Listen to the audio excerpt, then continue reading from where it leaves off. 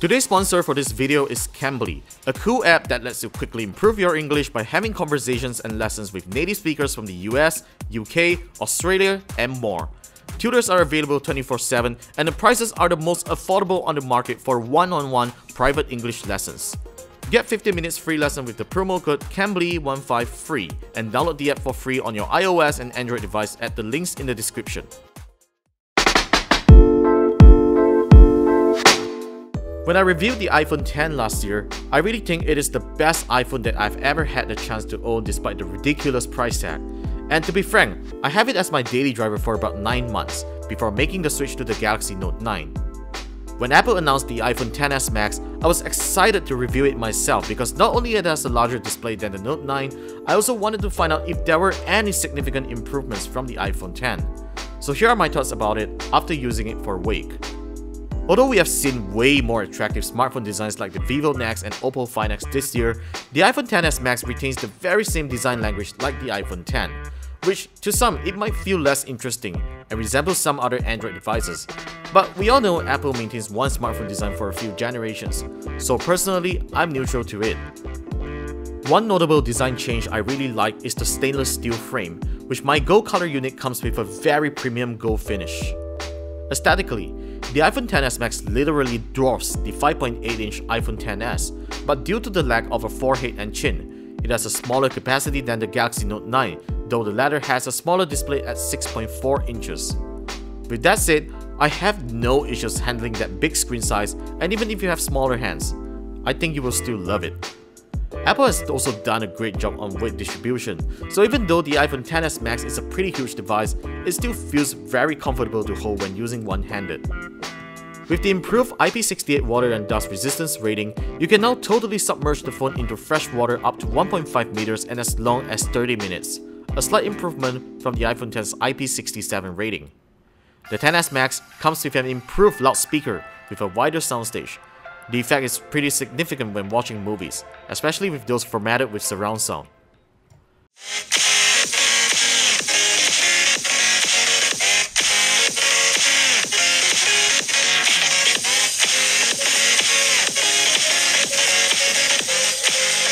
Your mother always knew you were special.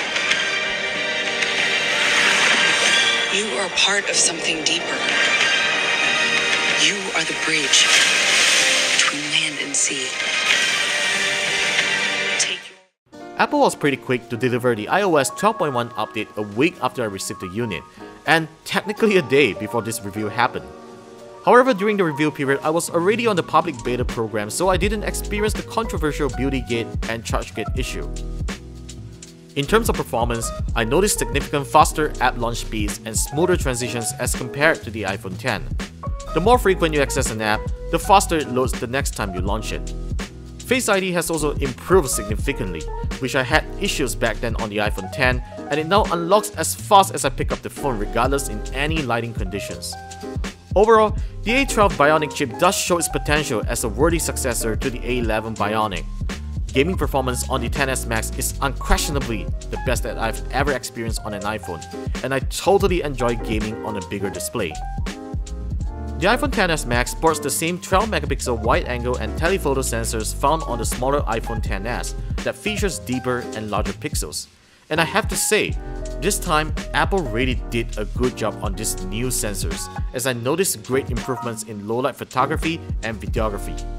Smart HDR also does a good job on improving highlights and shadow detail, though you may notice a little oversaturation at times. What's even more interesting about the camera is how well the A12 Bionic's neural engine was able to properly calculate the depth of field on portrait lighting shots. I like the new depth control feature that lets me adjust the amount of bokeh that I require on my portraits, though it tends to overdo them at times when I set to a wider aperture, but yeah, Apple has done a way better job than some other manufacturers in this department. For videographers and content creators on the go, I highly recommend the iPhone XS and XS Max's camera for your work if you are thinking to substitute your heavy video shooting rig, as I find this to be the best smartphone camera for the job. It's got great handheld stabilization when recording in 4K, continuous autofocus performance is top-notch, and color accuracy is just unrivaled when compared to other smartphone cameras I've tested. Audio recording quality has also been improved with a new stereo recording feature, which captures sound from 4 microphones, balancing sound on both the left and right channels while offering a wide soundstage. So this is how the audio quality sounds like when you record a video using the iPhone XS Max's camera. So we have stereo sound recording enabled. This is how it sounds like, so you can actually hear the surrounding sound around me, and if there's something like a car that passes by like me, you will actually hear that effect very significantly. So yeah. And this is how the front camera video recording quality looks like.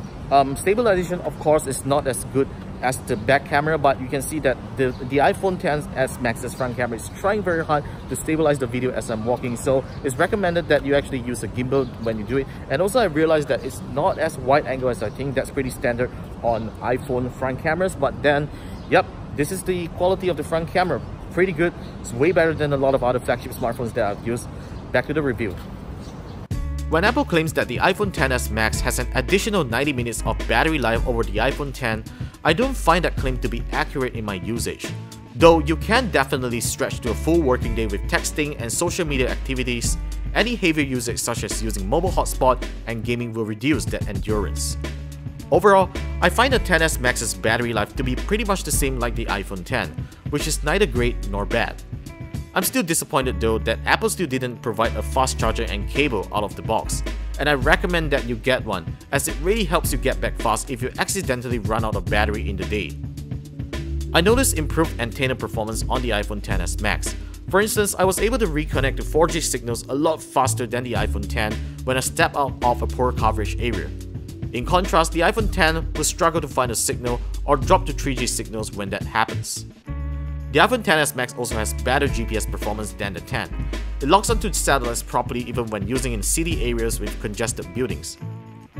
All of these improvements can be attributed to the additional antennas on the phone's enclosure.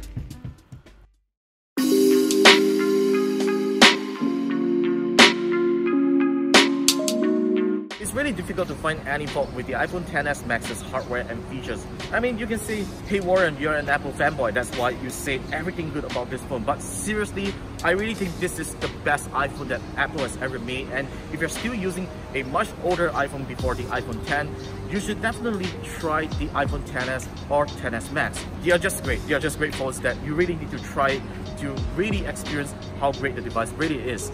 Well, I do have to admit at the same time as well, Android devices are way flashy and they cost way lesser than an iPhone. But let's face it guys, once you invest into an iPhone, they generally have better resale value and a longer service lifetime. Like for instance, iOS 12 is still even supported on the iPhone 5S, which is like about 4 years ago.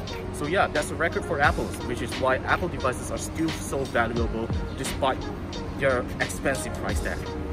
In a nutshell, the iPhone XS Max is a smartphone that you can never go wrong with. It's definitely ridiculous to spend over 7,000 ringgit on a 512GB storage model like this one, but Apple is also giving you a more accessible option with the iPhone XR, which we are working on the review and we'll be telling you more about it on next week's upload. So make sure you subscribe to our channel for it and other future tech videos. If you like this video, give us a thumbs up and leave your comments down below on any questions you may have on the new iPhones. Follow us on the usual social media channels and hit up KLGadgetGuy.com for the latest buzz in the tech industry. Thanks for watching and I'll see you soon in the next one.